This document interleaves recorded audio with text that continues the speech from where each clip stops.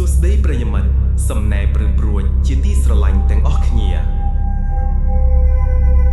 រាត្រីសួស្តីប្រិយមិត្តអ្នកស្ដាប់ទាំងអស់គ្នាជាថ្មីម្ដងទៀតសូមស្វាគមន៍មកកាន់កម្មវិធីសំណែព្រឺព្រួច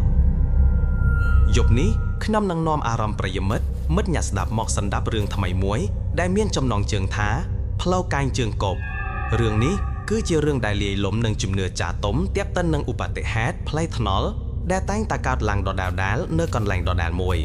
តើប្រិយមិត្តធ្លាប់ឮទេថាមានកន្លែងខ្លះនៅពេលដែលមានគ្រោះថ្នាក់កើតឡើងម្ដងហើយម្ដងទៀតនោះគឺវាតាក់ទងនឹងអ្វីដែលគេហៅថាវិញ្ញាណមិនបានចាប់ជាតិឬខ្មោចតៃហោងរឿងរ៉ាវយប់នេះនឹងបង្ហាញប្រាប់យើងពីអ្វីដែលកើតឡើងនៅផ្លូវកាយយើងកបនេះដើមសាច់រឿងយើងនឹងលើកនិទានឡានអំពីផ្លូវមួយខ្សែដែលពិតជាមានអត្ថន័យច្រាលជ្រៅសម្រាប់ប្រជាជននៅតំបន់ដាច់ស្រយាលមួយផ្លូវនោះគឺវាប្រៀបដូចជាសរសៃឈាមដ៏សំខាន់មួយដែលតែទាត់ពីផ្លូវជាតិដ៏មមាញឹកអ៊ូអរស្រឡះស្រឡំទៅកាន់តំបន់ជនបទដាច់ស្រយាលមួយកន្លែងស្រមៃមើលទៅពេលដែលយើងបើកបរចេញពីផ្លូវជាតិធំដែលមានរថយន្តឆ្លងកាត់មិនដាច់នៅពេលថ្ងៃមានផ្សែងហុយមានសំឡេងស៊ីផ្លេស្រែកហូរក៏ប៉ុន្តែនៅពេលដែលយើងបត់ចូលទៅក្នុងផ្លូវមួយខ្សែនេះគឺយើងនឹងមានអារម្មណ៍ថាអ្វីៗគ្រប់យ៉ាងបានប្រែប្រួលភ្លាមសំឡេងអ៊ូអរទាំងឡាយក៏ស្ងប់ស្ងាត់ទៅវិញសូម្បីតែខ្យល់អាកាសក៏ហាក់ដូចជាមានភាពបរិសុទ្ធជាងមុនផ្លូវលំមួយខ្សែនេះបានលាតសន្ធឹងចុះទៅកាត់វាលស្រែបៃតងខ្ចីដ៏ស្រស់ត្រកាលដែលពេលខ្លះยังអាចមើលឃើញកសិករកំពុងភ្ជួររ៉ាឬច្រូតកាត់តាមរដូវកាលនឹងដងព្រៃដ៏ស្រស់បំព្រងដែលមានម្លប់ត្រជាក់ល្ហឹមនិងសំឡេងសត្វបក្សាបក្សីយំអឹងកងរំពងព្រៃផ្ទះអ្នកស្រុកដែលសង់តាមដងផ្លូវនោះគឺមានលក្ខណៈសាមញ្ញប៉ុន្តែមានភាពកក់ក្ដៅគឺផ្ទះឈើប្រក់សង្កសីឬប្រក់ក្បួយឡានខ្លះក៏ជាផ្ទះថ្មធម្មតាដែលបានសាងសង់ត្រៀបត្រាហាក់បីដូចជាកំពុងតែរងចាំស្វាគមន៍អ្នកដំណើរគ្រប់រូបនៅពេលថ្ងៃផ្លូវនេះពិតជាមានភាពស្រស់ស្អាតស្ងប់ស្ងាត់និងគួរឲ្យចង់រស់នៅមែនទែន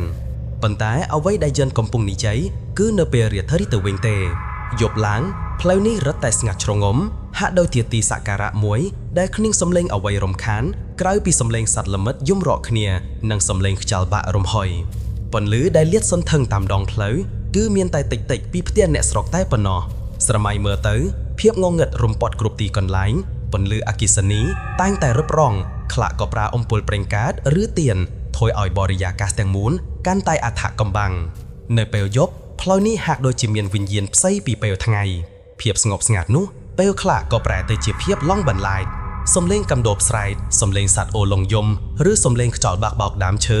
អាចធ្វើឲ្យអ្នកដំណើរឯកាម្នាក់ដែលបើកបរឆ្លងកាត់ទីនោះមានអារម្មណ៍ថាព្រឺឆ្អឹងខ្នងប៉ុន្តែអ្វីដែលធ្វើឲ្យផ្លូវនេះលើឈ្មោះមិនមែនដោយសារសម្រស់ទេសភាពដ៏ស្រស់ត្រកាលនេះទេមិនមែនដោយសារភាពស្ងប់ស្ងាត់គួរឲ្យថ្លៃនាពេលរាត្រីនេះទេតែគឺដោយសារតែត្រង់ចំណុចមួយដែលជាចំណុចកណ្ដាលនៃរឿងរ៉ាវរបស់យើងយប់នេះត្រង់ផ្លូវបំបែកជា3ដែលអ្នកភូមិនាមគ្នាហៅថាផ្លូវកាយជើងកបផ្លូវកាយនេះគឺមានរាងជាអក្សរទេប្រសិនបើយើងបើកបរមកពីផ្លូវជាតិធំត្រង់នៅខាងមុខចំជាមាត់ទន្លេដ៏ធំវឹងលឹកវៃដែលធ្វើឲ្យអ្នកបើកបរត្រូវតែបត់ភ្លាមមិនអាចបន្តទៅមុខត្រង់បានឡើយផ្លូវបំបែកនេះផ្លូវមកខាងបត់ទៅភូមិខាងលិចហើយផ្លូវមកខាងទៀតបត់ទៅភូមិខាងកើតសភាពផ្លូវកាយបែបនេះហើយដែលបណ្ដាលឲ្យគ្រោះថ្នាក់ចរាចរណ៍កើតមានជានិច្ចរហូតស្ទើរតែរៀងរាល់ខែ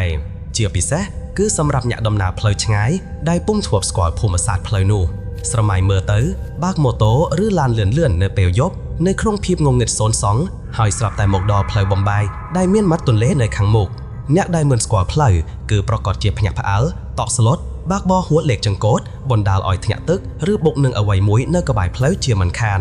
ព្រឹទ្ធាចារ្យកណ្ដឹងភូមិដែលជាអ្នកធ្លាប់ឆ្លងកាត់សម័យកាលជាច្រើនចំនួនតែងតែនិទានតគ្នាពីមាត់មួយទៅមាត់មួយពីជីតាទៅចៅអំពីផ្លូវកាយនេះពួកគាត់តែងតែមានប្រសាសន៍ថាផ្លូវកាយនេះពិតជាកន្លែងដ៏គ្រោះថ្នាក់បំផុតមិនមែនគ្រាន់តែគ្រោះថ្នាក់ដោយសារតែលក្ខណៈភូមិសាស្ត្រផ្លូវប៉ុណ្ណោះទេតែព្រឹទ្ធាចារ្យទាំងនោះបានលើកឡើងពីផ្នែកជំនឿវិញ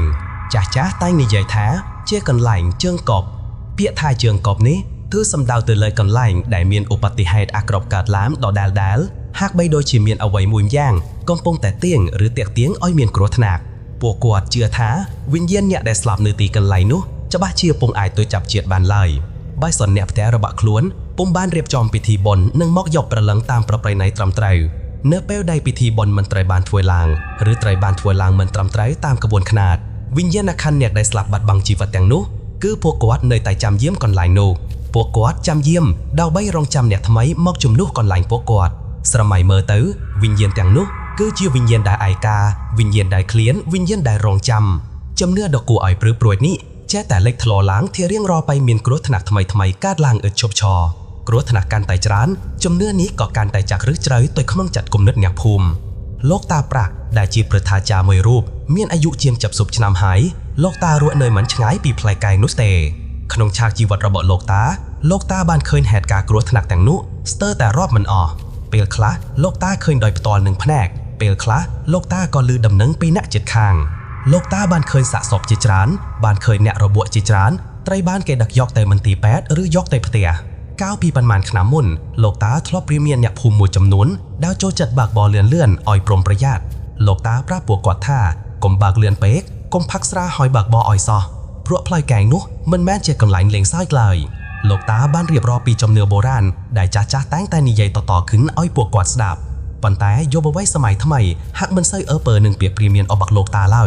พวกเกกึดท้าโลกตานิยัยจรานกอดจ้าหอยกอดจำเนือครั้งเปกพวกเก๋เนื้อไตบนต่อตำรวจเบิกบอระฮาดเลื่อนโดยหอโลกตาปรักในจำมันเพลกเต้9 ปีดำชนำกำลองตื้อเรื่องราวดอรันทดมวยบานกาดล้างจมพวกกำลอกมาเนียกไวหมบสีชนำมาเนียกชัวจันคือชียัวจนมาเนียกได้เมียนกำลังปลมมามบวนโป้ไปโดยกระเดสระไมหอยกอดคือจีหยะโจจัดจีโมโตเรื่องโดยหอกอดตั้งแต่เมียนโมตเนียเพียบจมปวดสมัตเพียบเบิกบอระบะเคลื่อนมันทาเปียวนาเต้อ้อยได้กอดบานจีโมโตคือกอดตั้งแต่บเบลแก่ระหดดอนลือสำเร็งโมโตโรตีอย่างครั้งให้เบิกบอขนมระเบิดอย่างเลื่อนกอดบานฉลองกัดเพลยไก่เจินกบนี่รอบร้อยรอบวันดองให้มันได้การเมียนกรดถนัดเอาไว้เลยดูชนะให้เติบกวาดการแต่เมียนเพียบเชื่อจากเลือคลวนไอ้ให้มันคลายเอาไว้แต่งอ๋อเรื่องเหยียดทางไอ้มวยจันหนึ่งคือเนียเกมาแนกเตียดบ้านบกบนคือเนียเติบผักซีจีมวยเหมือดเพียกเนื้อไอจงภูมิพวกเกผักซีระหดดอนหยบไช่หัวมองได้ไตรตลอดหมกเวนพวกกวดผักสราเป็นต้มหังระหดดอสระวังโจกเจียมนิเยคือเนียเล็งจะบ้าแต่ตรอดเดอเพลียงก็บ้านรอลมติ๊กได้ทัวไอพลายรออัลให้บริยาการการไต่ตระเจียนั่งงงเงิดเพียบงงเงิดโซน2ในเรียตรียบนุหากดูเจียกอมพงไตรองจ้ำพวกเกจันได้เชนเนี่ยบากบ่อบานบองการระเบือนโมโตระบอกคล้วนหัวประมาณกอดมันบานกึดดอกกลัวถนาเอาไว้เต็งอ๋อกอดกึดไตผีเพียบสบายรีกเรียนึ่งเพียบคลาห้านระบอกคล้วนมืดเพียบได้องกุยปีกรอยกอดก็หักด้วยเชียเล็งเดิงคล้วนของได้โดยซาไตเพียบสระเวิงคลังเปกเนื้อเปียวได้จันบากโมโตแต่ดอดเผยแกงเจิมกบนุรมเปกนุจันบานเคินสระเมามนุษย์ขมายมาแน่โชจอมกำดาวไพร่เลือกได้ขวดสระเมานุหักด้วยชีเล็กเจนปีรูปเรียงในเพียบงงเงิดมอกโชนในจมเปลือกกอดย่างสันเถกกอดมันอายเมื่อเคยมุกระบอกเวียบานจะบัดเด้เพราะเวียกร้อนแต่จีสระเมาขมายงงเงิดหมอยปนเนาะกอดมีนอารมณ์ท้าปลื้ฉังขนองเพียบไพสลอนสลอบ้านจับประดามกรบระดับเลือกคล้วนระบอกกอดดอยไพสลอนสลอหนึ่งสระเวิงสราพองจันบานเร่จงกดโมโตกอดบัดบังทากรบกรองแตงสรงหายบุกหนึ่งดามเชื้อถมมวยกระใบไพร่อย่างเป็นทุมหึง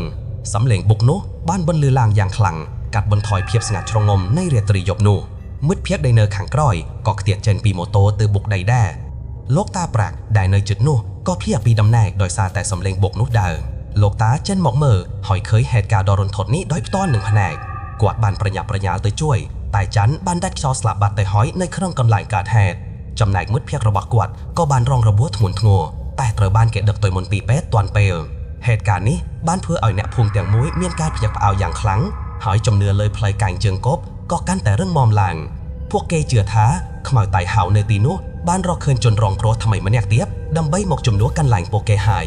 เรื่องราวระบบจันคือจีเรื่องดอสาวมวยได้บ้านแทนเถอเครื่องบัญชีในโอปาเตฮาร์ดอรันทดเนื้อพลายกางเจิงกบเวียเจการมเลือกมวยอมปีกรถถนัดโดยทวีประหานั่งเพียบสระวังปันท้ายสำหรับนักภูมิเวียก็จีสัญญามวยป้องหันอมปีอัติเพียบในวิญญาณแดนเนยไตเวียลวอลมันบานจับเจียดเนตีโน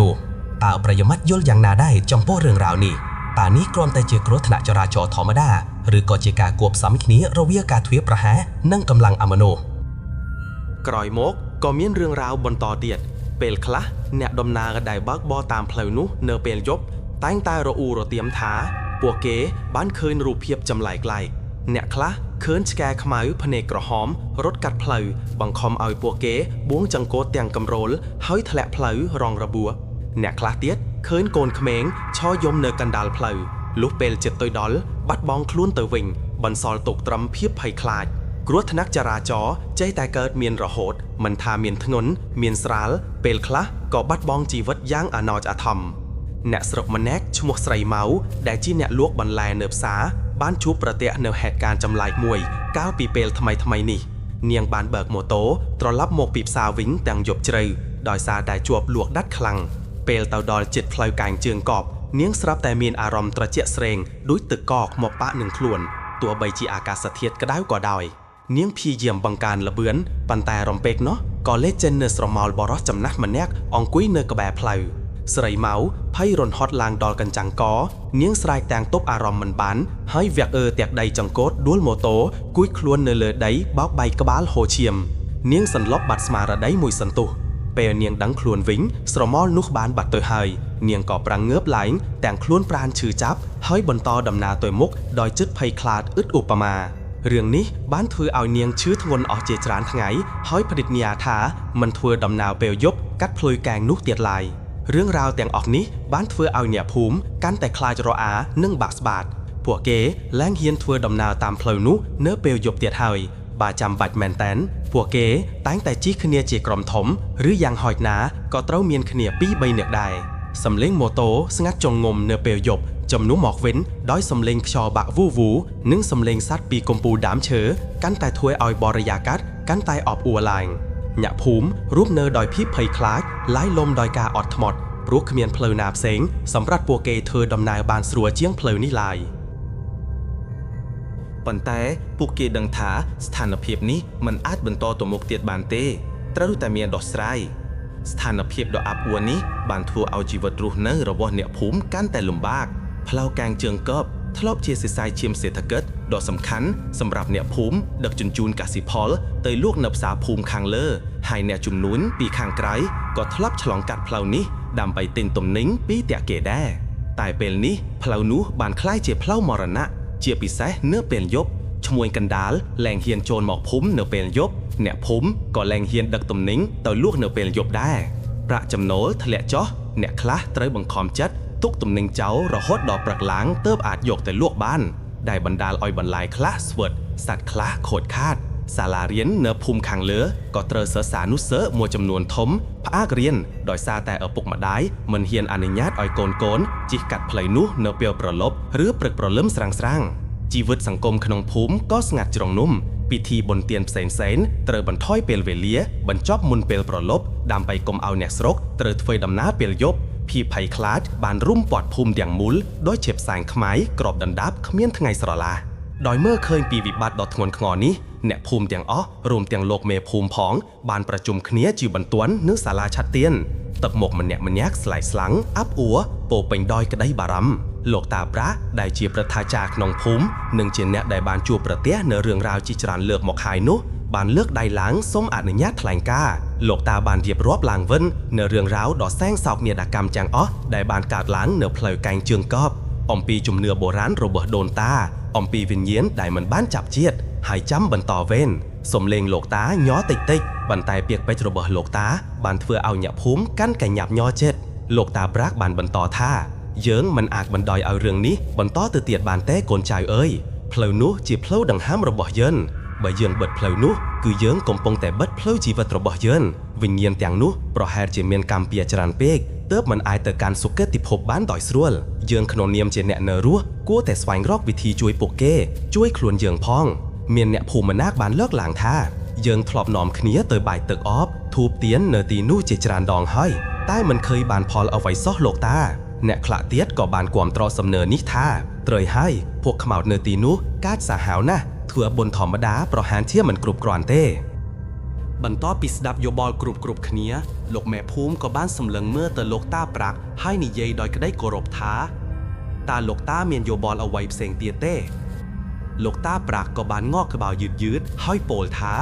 ខ្ញុំគិតថាមានតែផ្លូវមួយគត់ដែលយើងអាចសង្ឃឹមបានគឺយើងត្រូវតែនិមន្តព្រះសង្ឃមកធ្វើពិធីផ្សាយមេត្តាធម៌និងប្រោសព្រំនៅទីនោះព្រះធម៌អាចចម្រែចិត្តឲ្យស្ងប់រងាប់ទាំងវិញ្ញាណនិងអ្នកនៅរស់ភាររបស់លោកតាបានធ្វើឲ្យអ្នកភូមិទាំងអស់ងើបមុខសម្លឹងមើលគ្នាទៅវិញទៅមកហាក់ដូចជាមានពន្លឺសង្ឃឹមមួយបានចាំងចូលមកក្នុងចិត្តរបស់ពួកគេវិញ กลมนึดนี้ไตรบ้านแนกภูมิแต่งอ้อโยสรอบเพลียมดอยมั่นรองจำอยู่พวกเก๋สำรัดจัดท้าไตรแต่เฟอร์ปีทีนี้อ่อยบ้านชับบ่มพดหมุนเป้ลเมียนกรวดนักดอกอักระนามวยกาดหลางเตียดโลกเม่ภูมิบ้านสมัครจัดเตยนิมนต์ประสองดอยพิต้อลดอยเมียนแนกภูมิคลาสมัครจัดเตยจีมวยดำไปจวยรีบจอมปีที่บอลเสกได้สังคำดอเต็กตัวบ้านเล็กหลังเว้นขนมด้วงจัดแนกภูมิบรรต้อปีก้าประจมดอตานต่างนัวโลกแม่ภูมิมันบ่องอ่องอยู่หลายดอยบ้านประโมลบ้านสัมเพียระบันติกบันตัวให้จีมวยเนี่ยภูมิปันม่านเนี่ยแดดจัดขลาหารเกาะบ้านเจงดำน้าวไต่วดถมมุ้ยในแอสรกขังเล็กแดดวิระบายท้าเมืองประสังแจ้นดำพนัยประทัววีไนหนึ่งเมียนเมตาทัวขพัวเพลไต่วดนุมันแม่นจัดบันม่านเตเต่าฉลองกัดเปรย์ระบอหนึ่งเวียวสายทมจีเจริญตัวใบเจียทนายแร่แจ้ปันลื้อเป็นตุ่มหังกระไดก่อจัดระบอเนี่ยภูมิแต่งนุเนื้อไตมันสงบแจ้แต่นึกเคินดอกเรื่องราวดอกปลื้อปรวดในเพลอแกงเจื้องกอบเพียบสงัดชรงมในเพลอได้พวกเก้กำปงฉลองกัดฮักดูเจียรใต้บังการก้าไผ่คล้ายคลองจัดเตยเตียดพวกเก๋บานสั้นในยานึ่งขณีท้าหนึ่งคึดขอมปรังแปรงดำเบยสันติเพียบคลองภูมิระเบาะพวกเก๋โลกบ้านเตยดอวอดหายโลกแม่ภูมิหนึ่งแง่ภูมิก่อบ้านโจทวยบังกลมแผลเจ้าอธิก้าวอดดอยเซกระไดโกรบโลกแม่ภูมิบานเรียบรอบเตียงตึกแผนกหนึ่งตุกลำบากกรุบย่างระเบาะประเทียบปูรอดขนองภูมิอมปี้กลัวทนักจราจรอึดฉบช้ออมปี้วิญญาณแต่ล่องบรรลายหนึ่งอมปี้จีเวียเพียบรวนเนื้อดอลำบากระเบาะแหนภูมิพระเจ้าอธิก้าวอดบานสดับดอยยอกจัดตุกดาปลอมแต่งงวกกระบาบยืดดอยตึกเผื่อภาคเป้งดอยเมตาทัวพระอังบ้านถลางท้าอาจมาเพียบโยนปิดตุกลำบากระเบาะเหยียดย่อมหอยวิญญาณได้เหมือนบ้านเตยจับเชียดทำไมแต่เมียนกามเปียบชอบเจเนตอาจมาเพียบหนึ่งช่วยเหยียดย่อมแปรทัวเจียเพล้าแต่มวยกดแดนอ้ายดอสไลปัญหานิบานพระเจ้าอธิกาบานพร้อมตะตัวนิมนต์เตยฟื้นปีทีเหนือเพล้าแกงเจื้องกอบดอยบ้านกลมดดทั้งไงหนึ่งเปี้ยเวเลียเจละมวยดำเนื่องนี้บานเธอเอาเหยียภูมิได้เตยจีมวยหลกเม่ภูมิเมียนกระไดสังคมอย่างใกล้แหลงระหดตัวใต้ปวกเก๋เมียนอารมทูสราวขนงจัดหักโดยเชียดมทมอทมวนมวยบานระโบดเชงปีตรุงเปียตลับหมอกดอกภูมิเว้งโลกเมภูมิบานประกาศดำหนังดอริกรีนี้เอาเนี่ยภูมิเตียงอ้อบานเฉียบสกได้ออริกรีนังกระไดสังคำบานพ่อเจงหมอกเว้นนังเลือตึกหมกเนี่ยภูมิมันแหนกปวกเก๋บานน้อมเคลียเตอร์สำอาดนังเรียบจอมตีกันไหลงสำหรับทัวร์ปิธีในตร่องเพลยไก่เจืองกอบหนูเนี่ยคลากับสมัยโบสำอาดสำรามเนี่ยคลาเตียดจุ้ยซองโรงบรรดาอาสันสำหรับเปรซองกงทอปวกเก๋บานปร้องเปรียบเรียบจอมเครื่องสักการะโบเจียเมียนพวงพกาทูบเตียนนุ่มจำไหนหนึ่งจังหันจิจร้านหมก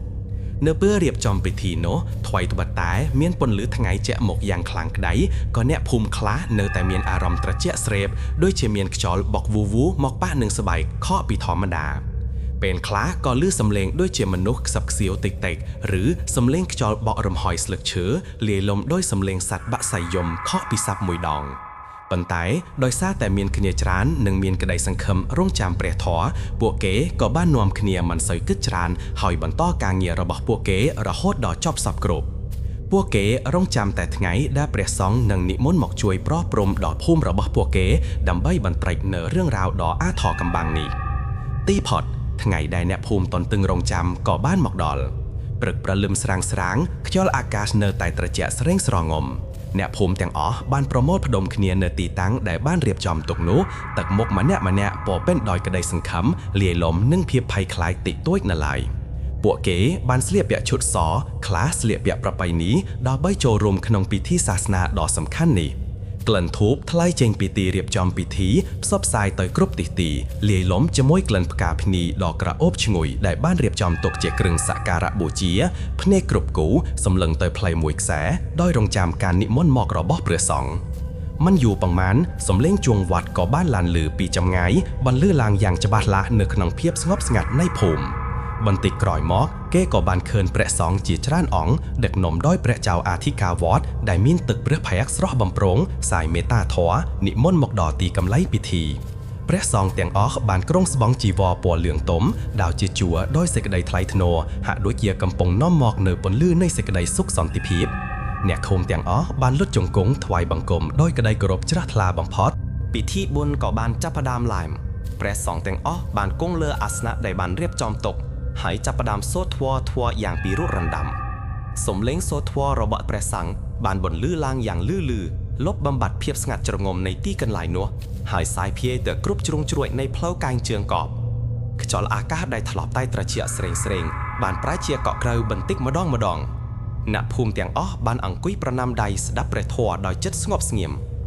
មួយសន្ទុះក្រោយមកនៅពេលដែលព្រះសង្ឃកំពុងសូត្រធម៌កាន់តែខ្លាំងក្លា